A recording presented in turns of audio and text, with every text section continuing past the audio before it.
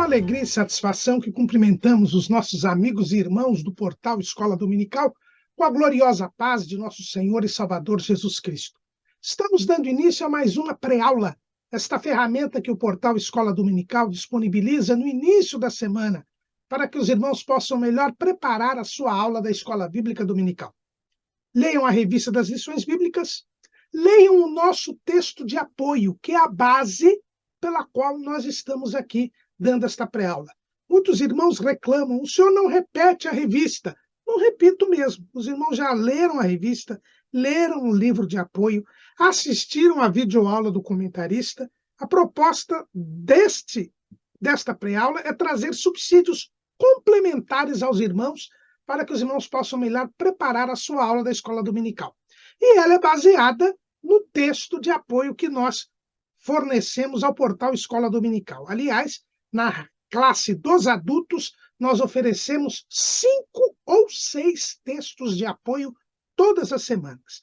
Também oferecemos textos de apoio e videoaulas de todas as faixas etárias do currículo da Casa Publicadora das Assembleias de Deus e de outros currículos de Escola Bíblica Dominical. Durante a semana, se o irmão tiver alguma dúvida, poste a sua pergunta na sala dos professores do portal Escola Dominical. Nós não respondemos a perguntas feitas nos comentários das redes sociais. Se alguém responder para você, não temos nenhum compromisso com esta resposta. Também, durante a semana, nós disponibilizamos as leituras diárias, breves comentários em áudio que nós dos textos sugeridos na revista da Escola Bíblica Dominical. E no sábado à noite, às 19 horas, horário de Brasília, o irmão é nosso convidado para assistir à transmissão ao vivo do estudo preparatório dos professores e amigos da Escola Bíblica Dominical da Igreja Evangélica Assembleia de Deus, Ministério do Belém, na sede aqui em São Paulo. O irmão também é nosso convidado para assistir presencialmente a esta reunião. Mas tudo isso é apenas a preparação da Escola Bíblica Dominical. Ela apenas se realiza quando o povo de Deus vai à casa de Deus, quando o povo do Senhor vai à casa do Senhor, no dia do Senhor, para estudar a palavra do Senhor. Nós estamos dando início ao terceiro trimestre de 2023. O terceiro trimestre de 2023 vai estudar o tema A Igreja de Cristo e o Império do Mal. Como viver neste mundo dominado pelo espírito da Babilônia. O nosso comentarista é o pastor Douglas Roberto de Almeida Baptista. Ele é o pastor presidente da Assembleia de Deus da Missão do Distrito Federal, na capital da República. É também o presidente da Comissão de Educação Religiosa da Convenção Geral das Assembleias de Deus no Brasil e foi o relator da comissão especial que aprovou a declaração de fé das Assembleias de Deus. A Igreja de Cristo e o Império do Mal. Nós vamos estudar sobre esta oposição que existe entre a Igreja e o Império do Mal, que é o mundo. O mundo. A Bíblia chama de mundo este Império do Mal. Jesus chama o líder deste império do mal, o diabo, de príncipe deste mundo. Então, no terceiro trimestre do ano passado, nós estudamos sobre as sutilezas de Satanás. E agora, no terceiro trimestre deste ano, nós vamos estudar sobre os embates entre a Igreja de Cristo e o mundo e o império do mal. E nós, de pronto, já vamos analisar aqui que nós temos 3 grandes inimigos. Enquanto servos de Jesus Cristo, membros do corpo de Cristo, que é a igreja, nós temos 3 inimigos. O diabo, o mundo e a carne. A carne é a natureza pecaminosa, porque todo homem ele nasce com a natureza pecaminosa. Veja lá, Gênesis capítulo 5, versículo 3. E Adão viveu 130 anos e gerou um filho à sua semelhança, conforme a sua imagem, e chamou o seu nome Sete. Então veja que Sete, quando nasceu à imagem e semelhança de Adão. Adão foi feito à imagem e semelhança de Deus, mas Adão já havia pecado. E quando Sete nasceu, ele já nasceu com esta natureza pecaminosa. E é esta natureza pecaminosa que nós chamamos de carne. A carne, ela nos leva a pecar. A natureza pecaminosa, ela nos leva a pecar. E quando nós cremos em Jesus, ela é mantida presa dentro de nós. Gálatas, capítulo 5, versículo 24. E os que são de Cristo crucificaram a carne com as suas paixões e concupiscências. Então, notemos que a carne é o primeiro inimigo que nós temos.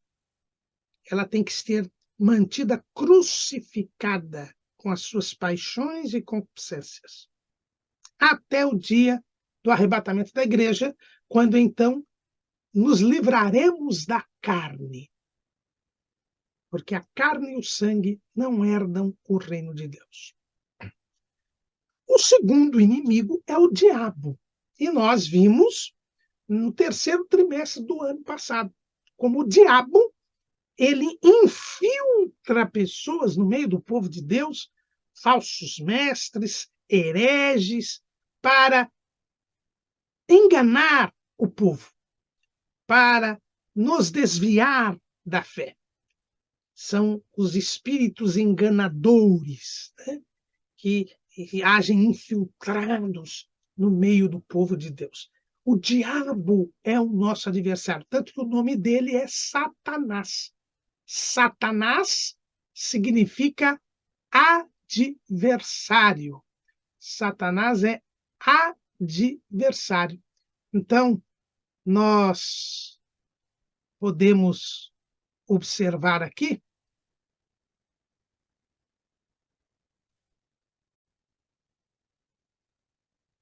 lá em 1 de Pedro 5:8, nós lemos: sede sóbrios, vigiai, porque o diabo, vosso adversário, anda em derredor, bramando como leão, buscando a quem possa tragar. Então, o diabo ele é chamado de adversário. Ele está sempre nos acusando. A palavra diabo quer dizer acusador, e a palavra Satanás quer dizer adversário. Ele está sempre contra nós. Então, é o outro inimigo que nós temos de enfrentar, é o diabo. Agora, veja bem, a carne está dentro de nós. O diabo é um ser que peca desde o princípio, é homicida desde o princípio, e está sempre contra nós. Mas entre a carne e o diabo, nós temos o mundo. O mundo é esse sistema organizado pelo diabo, dirigido pelo diabo, para dominar o homem, para escravizar o homem.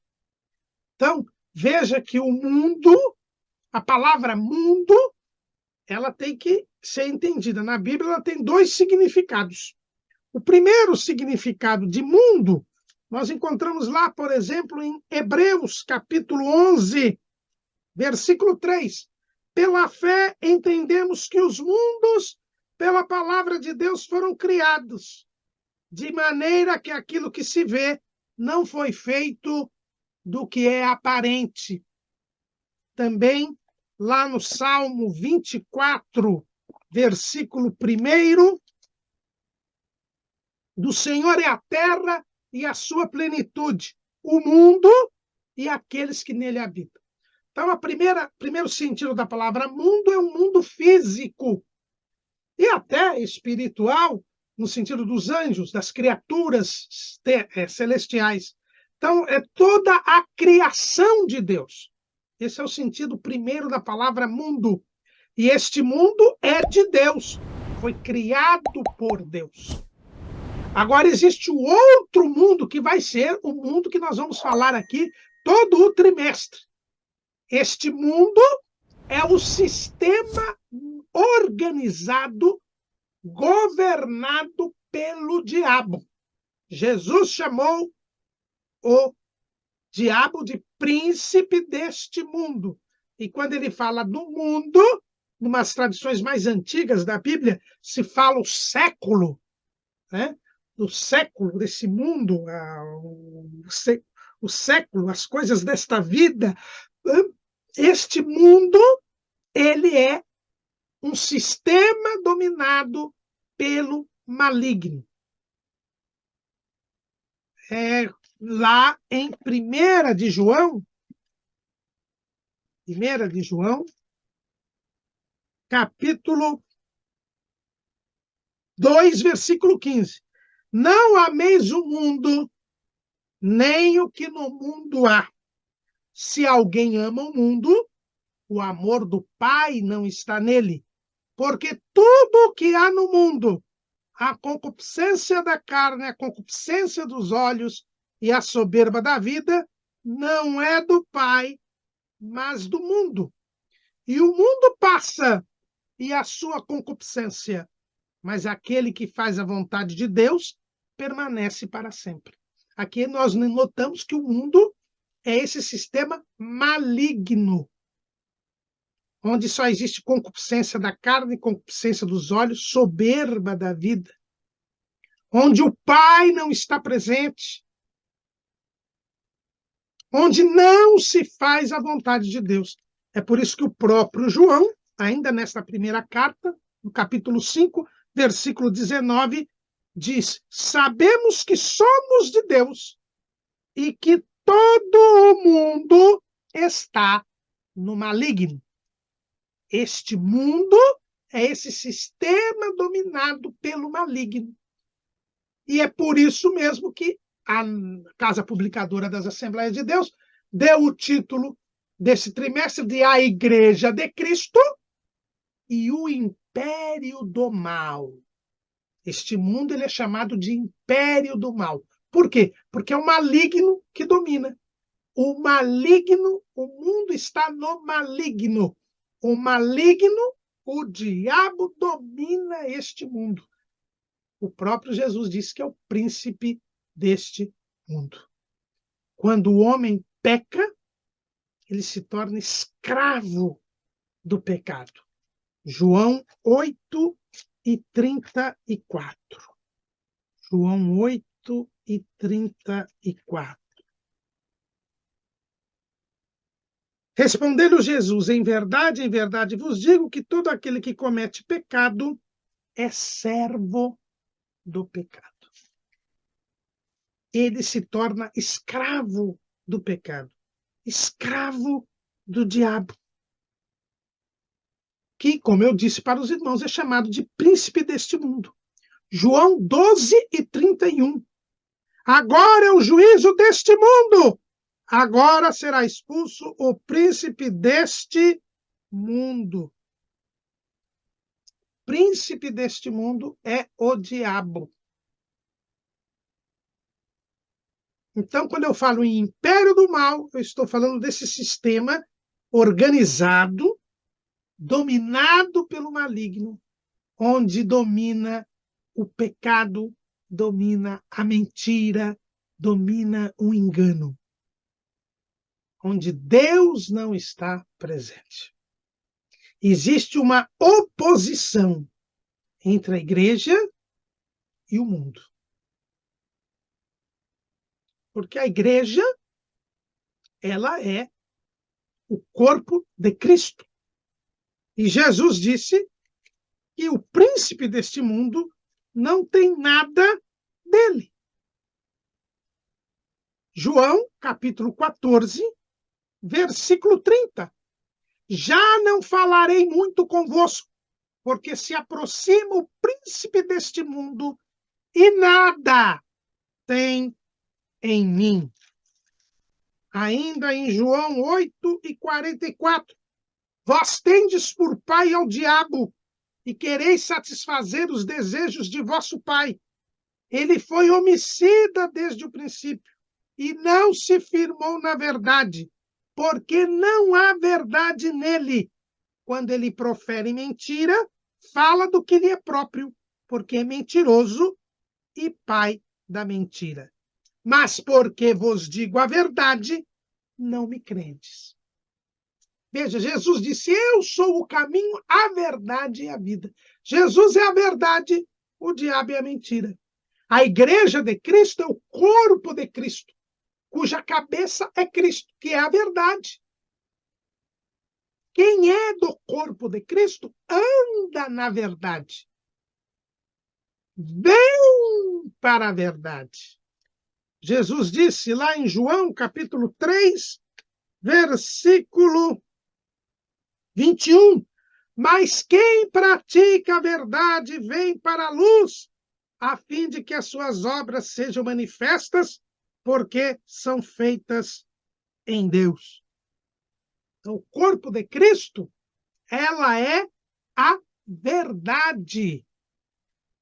Paulo diz, lá em 1 Timóteo, capítulo, aliás, 2 Timóteo, capítulo 2,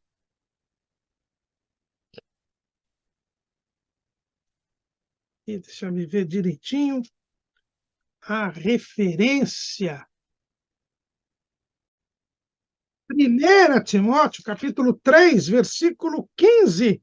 Mas se tardar, para que saibas como convém andar na casa de Deus, que é a igreja do Deus vivo, a coluna e firmeza da verdade.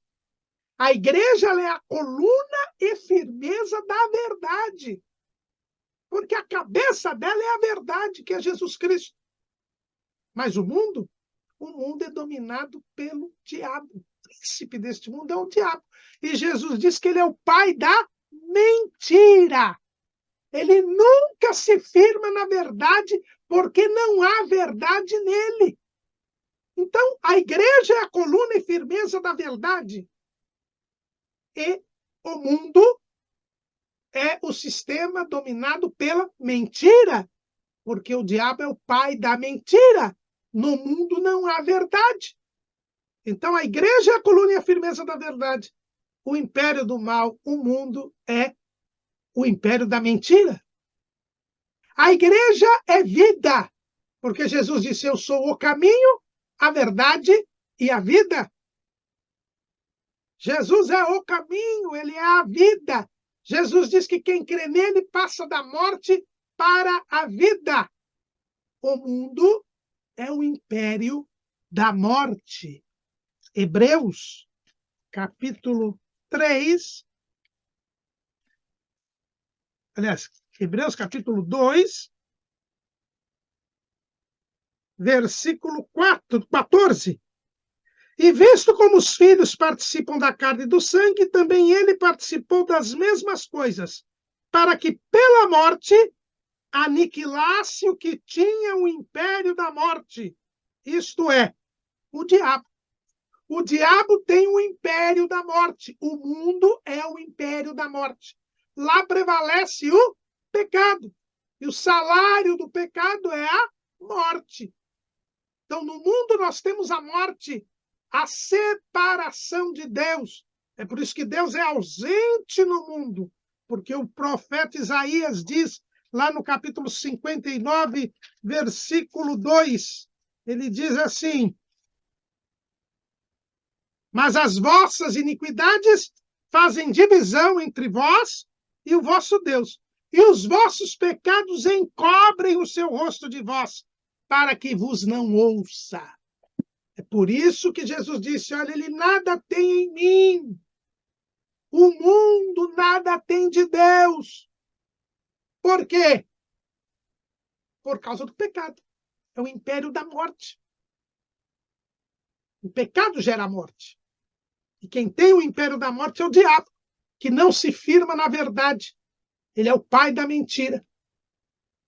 Então, a igreja de Cristo é vida.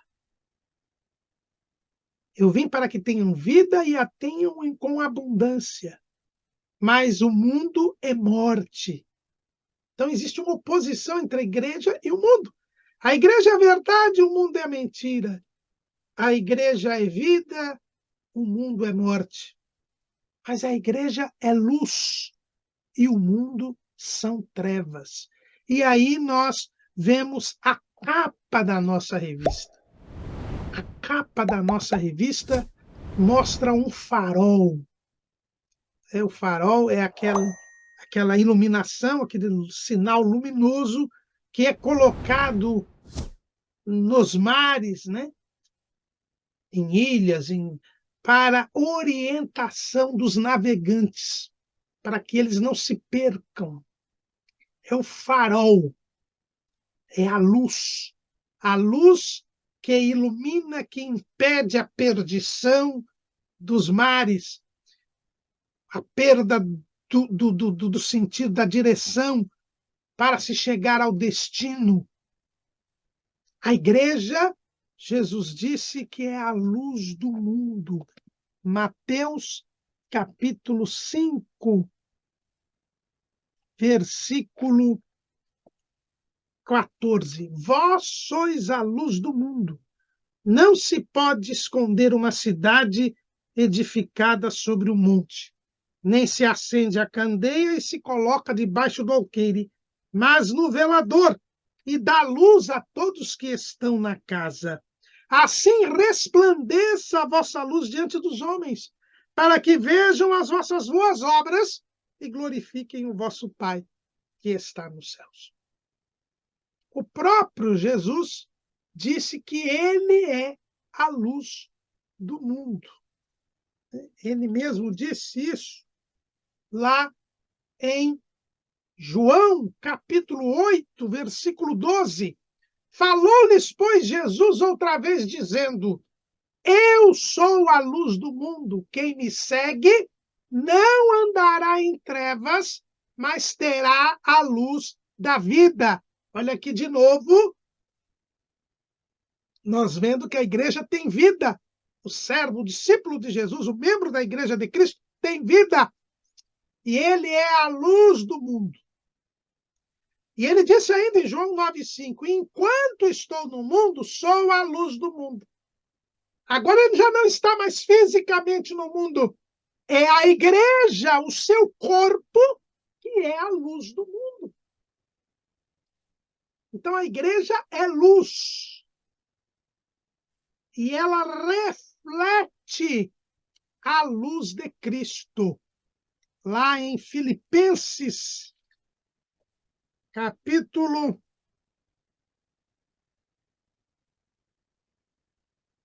2, versículo 15, diz assim: para que sejais irrepreensíveis e sinceros, filhos de Deus inculpáveis no meio de uma geração corrompida e perversa, entre a qual resplandeceis como astros no mundo. Nós somos astros. Uma outra tradução diz aqui, em vez de astros, luzeiros, que é uma expressão que diz aquele que reflete uma luz que não é sua. Ele reflete a luz. Né? É como os planetas que refletem a luz do Sol. Nós devemos refletir a glória de Deus. Paulo, escrevendo aos Coríntios, capítulo 2 aos Coríntios 3:18. Mas todos nós, com cara descoberta, refletindo como um espelho a glória do Senhor, somos transformados de glória em glória na mesma imagem como pelo Espírito do Senhor.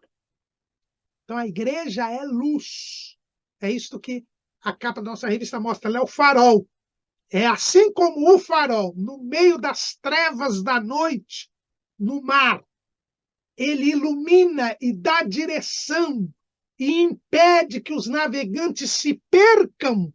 Assim a igreja deve agir no mundo, porque o mundo está em trevas, na escuridão do pecado, na cegueira espiritual.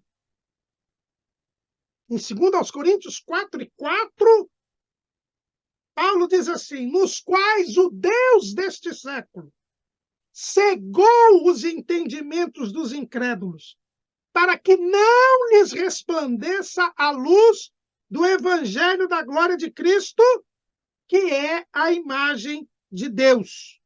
Porque não nos pregamos a nós mesmos, mas a Cristo Jesus, o Senhor, e nós mesmos somos vossos servos por amor de Jesus.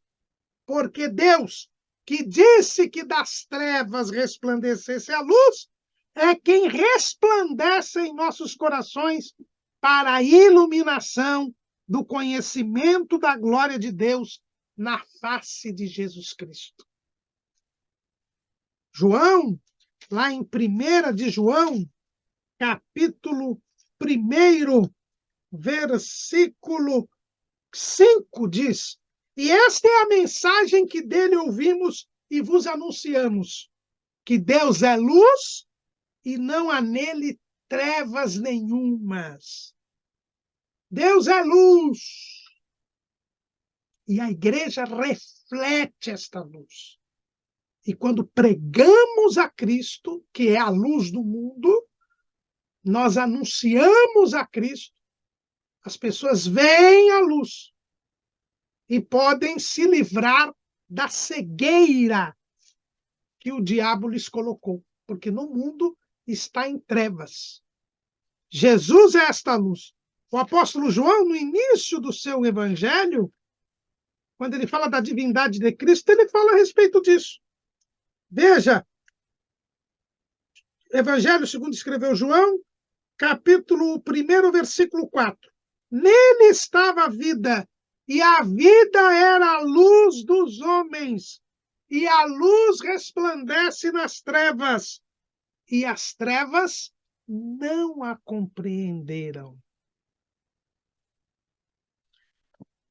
Quando Jesus se apresentou a Paulo, na conversão de Paulo, Jesus disse a Paulo que ele iria pregar o evangelho exatamente para falar da luz e livrar o mundo das trevas. Atos capítulo 26, versículo 16. Mas levanta-te e põe-te sobre teus pés, porque te apareci por isto, para te pôr por ministro e testemunha, tanto das coisas que tens visto, como daquelas pelas quais te aparecerei ainda, livrando-te deste povo e dos gentios, a quem agora te envio, para lhes abrires os olhos e das trevas os converteres à luz, e do poder de Satanás a Deus, a fim de que recebam a remissão dos pecados e sorte entre os santificados pela fé em mim. A pregação do evangelho é isso, é levar a luz às trevas do mundo. E se a igreja é luz e o mundo é trevas, não pode haver comunhão entre a igreja e o mundo. Há uma oposição, porque não há comunhão entre a luz e as trevas. Paulo diz que não há comunhão entre a luz e as trevas. Segundo aos Coríntios 6:14. Não vos prendais a um jugo desigual com os infiéis, porque que sociedade tem a justiça com a injustiça? E que comunhão tem a luz com as trevas? Então vemos que há uma oposição entre a igreja e o mundo, entre a igreja e o império do mal. A igreja é a coluna e firmeza da verdade, o mundo é o império da mentira. A igreja é vida, o mundo é o império da morte. A igreja é a luz do mundo, reflete Jesus, que é a luz do mundo, mas o mundo são as trevas espirituais, onde reina a cegueira espiritual, onde o diabo não deixa resplandecer a luz do Evangelho de Cristo. É por isso que há uma oposição entre a igreja e o mundo. E Jesus disse que o mundo odiaria a igreja como o odiou. João, capítulo 15, versículo 17. Isto vos mando, que vos ameis uns aos outros. Se o mundo vos aborrece, sabei que primeiro do que a vós, me aborreceu a mim. Se vós fosseis do mundo, o mundo amaria o que era seu. Mas porque não sois do mundo, antes eu vos escolhi do mundo. Por isso é que o mundo vos aborrece.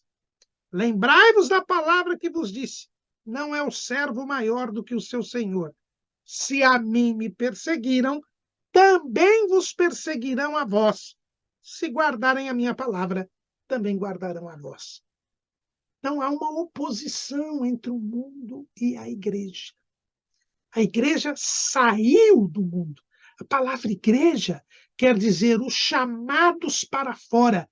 É a palavra grega eclesia, é os chamados para fora. Então nós somos chamados para fora do mundo. Nós saímos do mundo.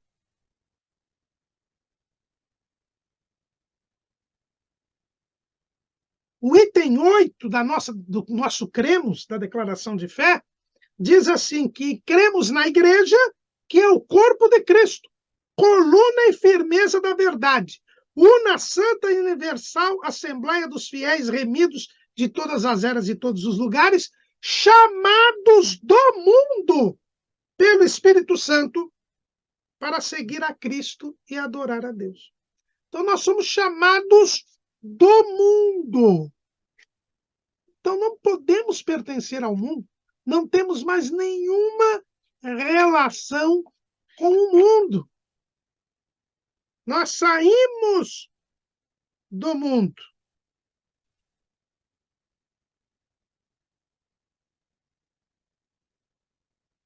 Não há outra maneira. Né? Ainda a nossa declaração de fé, na página 120, no capítulo 11, no item 1, diz assim: a palavra igreja significa literalmente chamado para fora. E era usado para designar a assembleia ou ajuntamento dos cidadãos de uma localidade da antiguidade grega. Temos uma amostra desse contexto no Novo Testamento. A igreja é um grupo de pessoas chamados por Cristo para fora do mundo, a fim de pertencer a Jesus, ter comunhão com Ele e fazer parte da família espiritual de Deus. Então, nós somos chamados para fora do mundo. Não temos mais nada com o mundo. É uma oposição. É como este farol da capa da nossa revista, que está em meio à escuridão. E onde a luz aparece, a escuridão desaparece. Né? Onde a luz vem, a escuridão não permanece, porque não há como nós estarmos aqui. Agora, o subtítulo da nossa lição, do nosso trimestre, fala sobre o mundo dominado pelo espírito da Babilônia. O que é esse espírito da Babilônia? O que é Babilônia? A Babilônia, irmãos, é o símbolo, né? Um dos nomes que a igreja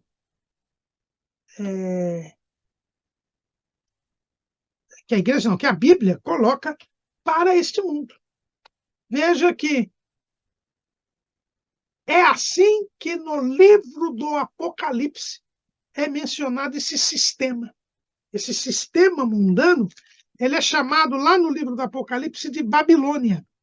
Apocalipse capítulo 17, versículo 5. E na sua testa estava escrito o nome, mistério, a grande Babilônia, a mãe das prostituições e abominações da terra. Então, João viu no capítulo 17 uma mulher prostituta com trajes extremamente caros, né? E o nome dela era Babilônia. No capítulo 18, no versículo 2, tanto no versículo 2, também esse sistema que vai ser destruído pelo Senhor Jesus, quando ele voltar para salvar Israel 7 anos depois do arrebatamento da igreja, também é chamada de Babilônia. Veja, Apocalipse 18, 2, e clamou fortemente com grande voz, dizendo: caiu, caiu a grande Babilônia, e se tornou morada de demônios, e abrigo de todo espírito imundo, e refúgio de toda ave imunda e aborrecível. Por que este sistema mundano é chamado aqui no livro do Apocalipse de Babilônia? Porque foi em Babilônia, quando ela ainda se chamava Babel, que se teve a organização da rebelião contra Deus.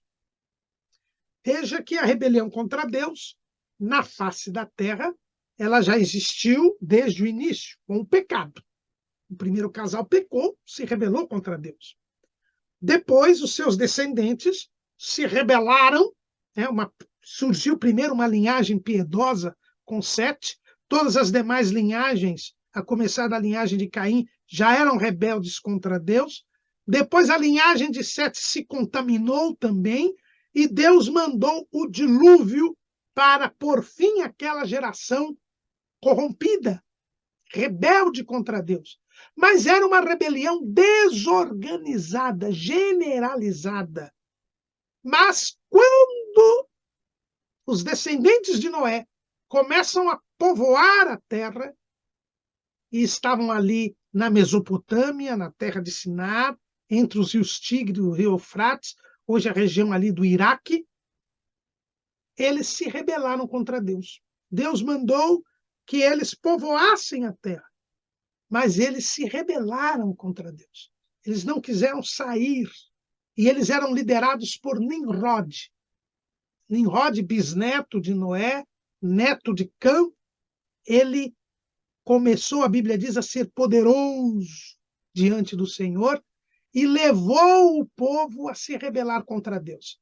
E a prova dessa rebeldia contra Deus foi a construção da Torre de Babel. Então, Babel é a origem da organização da rebelião contra Deus. Existe um livro muito bom que eu recomendo aos irmãos e que é muito apropriado para esse trimestre, que é o livro Babilônia Ontem e Hoje, do pastor Abraão de Almeida. É da CPAD o livro. E ele mostra bem como Babilônia sempre foi esse sistema de rebeldia contra Deus. Um poder político, um poder econômico, um poder religioso, um poder social, sempre contra Deus. Essa comunidade única pós-diluviana, que se rebelou contra Deus em Babel, foi espalhada por Deus, porque Deus confundiu as línguas, e povoou toda a terra. São as nações, são os gentios. Os gentios que estabeleceram um sistema rebelde contra Deus. Um sistema político, um sistema econômico, um sistema religioso. O apóstolo Paulo, ele bem mostra o que é esse sistema gentílico corrompido no capítulo 1 da Epístola aos Romanos, onde ele mostra que, pela rebeldia do povo, eles se negam a glorificar a Deus, não reconhecem a Deus, e por causa disso, vamos ler ali, Romanos capítulo 1, versículo 21. Porquanto, tendo conhecido a Deus, não o glorificaram como Deus, nem lhe deram graças. Antes, em seus discursos, se desvaneceram, e o seu coração insensato se obscureceu. Dizendo-se sábios, tornaram-se loucos e mudaram a glória do Deus incorruptível em semelhança da imagem de homem incorruptível e de aves e de quadrúpedes e de répteis. Ao se rebelarem contra Deus, ao se recusarem obedecer a Deus, não glorificarem a Deus, estes homens tiveram a sua mente entenebrecida. É o que nós vimos, a cegueira espiritual que o diabo coloca sobre os incrédulos, porque eles não creram em Deus. E aí surge toda a corrupção, todo o engano, toda a mentira. E aí nós temos a instituição da idolatria. Pastor Abraão de Almeida mostra como a idolatria começa em Babel. Nimrod se faz um deus, faz com que a sua mulher Semiramis seja também adorada como deusa, seu filho Tammuz seja adorado como Deus. Aí começa a idolatria. E aí começa a injustiça. Os governantes que tinham sido colocados por Deus para castigar o mal e fazer o bem, eles se fazem deuses. E eles começam a dizer o que é o bem e o que é o mal. E aí surge um sistema político rebelde contra Deus, de injustiça, de opressão, como nós temos até hoje. Porque esse sistema, iniciado em Babel, ele só vai ser desfeito quando Jesus vier reinar sobre o mundo. E isto Daniel viu. Aliás, foi revelado a Daniel no sonho que teve o rei Nabucodonosor, que era o rei de Babilônia. Veja que Babilônia só vai se tornar um império mundial muitos séculos depois da Torre de Babel. Mas quando Nabucodonosor se torna imperador mundial, Deus lhe dá um sonho. Não se sabe se ele esqueceu, se ele fez prova dos seus magos, mas a verdade é que Daniel teve a revelação do sonho e a interpretação do sonho. E aquela estátua do sonho do rei Nabucodonosor é o próprio sistema de Babilônia. Veja que o profeta diz que Deus revelou a ele que a cabeça da estátua era a Babilônia. Ou seja, a mentalidade de Babilônia, a mentalidade de rebeldia, de idolatria, de recusa à obediência a Deus, de feitiçaria, tudo isso está aqui na cabeça da estátua, que é a Babilônia. E essa estátua só será destruída por a pedra que foi cortada sem mão e esmiuçou toda a estátua, a começar dos pés. E nós já estamos na época dos pés, daqueles reinos advindos do Império Romano, que irão entregar o poder ao último imperador mundial, que é o Anticristo. E aí sim esse sistema que é Babilônia será destruído. Então esse sistema Babilônia, esse espírito da Babilônia, veja que quando nós cremos em Jesus, nós recebemos o Espírito Santo. Quem crê em Jesus recebe o Espírito Santo. João 7:39. E isto disse ele do Espírito, que haviam de receber os que nele crescem, porque o Espírito Santo ainda não fora dado, por ainda Jesus não ter sido glorificado. Quem é tirado do mundo, quem crê em Jesus, quem vê a luz do Evangelho de Cristo e crê, recebe o Espírito Santo. Mas no mundo é o espírito da Babilônia, é o espírito maligno da rebeldia contra Deus. É esse sistema que a igreja combate e que combate a igreja. É o poder político, o poder econômico, o poder religioso, que se volta contra a igreja de Deus. E hoje nós vivemos o período final da igreja sobre a face da terra. Nós estamos vendo o crescimento cada vez maior do império do mal. Babilônia controlando a tudo e a todos. Babilônia colocando, se fosse num ringue, colocando a igreja nas cordas. Diminui-se a cada momento o espaço da igreja na face da terra. Porque a igreja é vitoriosa. A Bíblia diz que as portas do inferno não prevalecerão contra ela. Mas está profetizado que o mundo cairá nas mãos de Babilônia. O mundo físico, que eu digo. Mas a igreja, ela será arrebatada. Ela não sofrerá o domínio, o tempo da grande tribulação, esse tempo de angústia, que será sofrido por Israel, porque Israel rejeitou o Messias. Então, esse é o espírito da Babilônia, esse espírito de inimizade contra Deus, esse espírito de rebeldia contra Deus, que se manifesta lá com Nimrod, que, como muito bem diz o pastor José Serafim de Oliveira, no seu livro, tanto no Daniel, o Profecias Atuais, quanto na revelação do Apocalipse, ele fala que é o primeiro anticristo Nimrod. João fala que há vários anticristos. O primeiro é o Nimrod, e o último será este, que é o maior de todos os anticristos, né? O anticristo que está para chegar, que está para assumir o controle do mundo. No trimestre, nós vamos ter os seguintes blocos. Esta lição primeira, que é uma lição introdutória.